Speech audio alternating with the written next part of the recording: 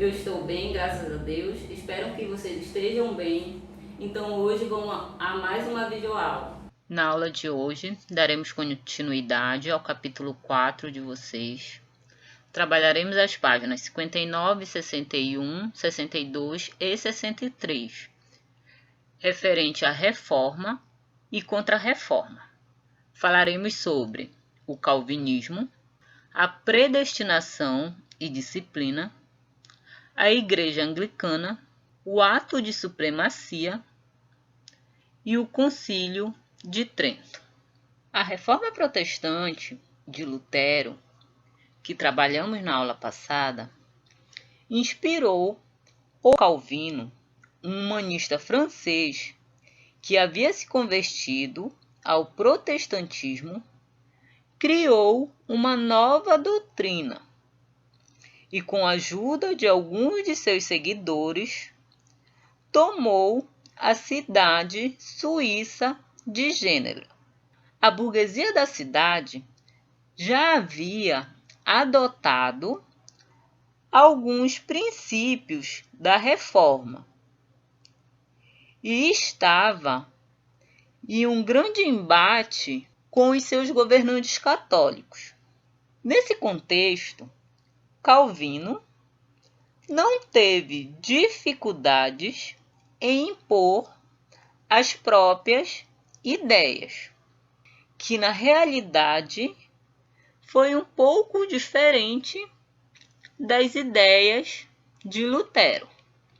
Como, por exemplo, os luteranos pregavam que a fé era o único caminho para o ser humano se salvar. Calvino, em contrapartida, defendia a tese de que o ser humano já nasce predestinado, ou seja, destinado por Deus à glória eterna ou à condenação. Assim, para que as pessoas soubessem se seriam salvas, Deus poderia oferecer alguns sinais a elas, entre os quais estavam a prosperidade material ou a acumulação de riquezas. Essa crença ficou conhecida como teoria da predestinação divina. Em meio a isso, as ideias de Calvino foram muito bem recebidas pelos burgueses de Gênova, pois justificavam suas atividades econômicas, além de livrá-los do peso representado pela condenação da Igreja Católica ao lucro e à usura. Contudo, essa doutrina calvinista se estabeleceu de forma bastante rígida no que diz respeito aos aspectos moral e aos costumes. Foi imposto aos habitantes uma severa disciplina que proibia jogos, músicas e danças. O culto foi simplificado para que os fiéis se concentrassem apenas em orações e na leitura da Bíblia. Outro fator bastante importante do calvinismo era o processo de escolha dos clérigos, conhecidos também como pastores. Eles eram eleitos pelos fiéis, que também tinham o direito de fiscalizar e até mesmo depor o pastor eleito, caso esse não cumprisse o seu papel corretamente. Assim, embora a doutrina calvinista tenha se estabelecido de maneira rígida, ela se espalhou por diversas regiões, como as regiões da Suíça, da França, da Holanda, da Escócia e da Inglaterra. E nessas regiões, quem seguia o calvinismo era denominado de puritano, em razão de sua moral rigorosa. Os supostos excessos da Igreja Católica provocaram também atitudes de revolta na Inglaterra, que tinha como governante no momento Henrique VIII. Em meio a isso, a burguesia inglesa buscou aumentar o poder do parlamento para elaborar leis que permitissem liberar a prática da usura e reduzir as altas taxas cobradas pelo clero católico por meio dos dízimos. Em meio a isso, Henrique VIII, em meio à negativa de divórcio, que a Igreja não o cedeu, decretou o ato de supremacia, que decretava a criação da Igreja Anglicana e a separação entre a Inglaterra e a Igreja Católica, culminando com o confisco dos bens da Igreja e a consequente venda desses bens a nobres ingleses. A partir de então, segundo esse ato de supremacia, o rei passaria a nomear os membros do clero e determinaria os dogmas da nova igreja, assim deixando o Estado inglês livre das taxas e dos impostos pagos à Igreja Católica. Em meio a isso, também várias outras represálias aconteceram.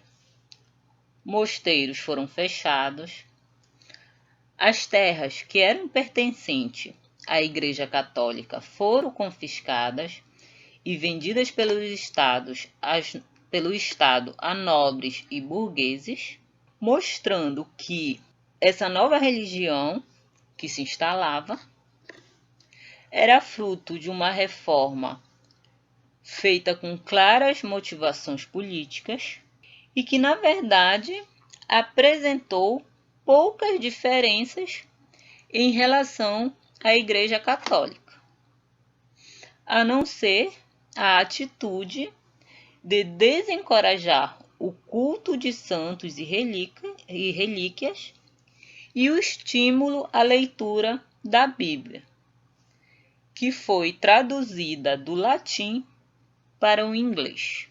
Com o surgimento dessas novas igrejas, do calvinismo, do luteranismo, a Igreja Católica tentou reagir e adotou algumas medidas para tentar impedir a perda de seus fiéis, uma vez que se calculava que em menos de 50 anos após o início da reforma, mais de 1/3 da população da Europa Ocidental havia se convertido a alguma dessas religiões protestantes.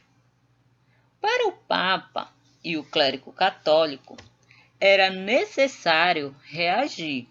Diante disto, o Papa João Paulo III convocou o Concílio de Trento, que organizou a Contra-Reforma ou a Reforma Católica com o objetivo de garantir a unidade da doutrina e reafirmar os princípios fundamentais do catolicismo.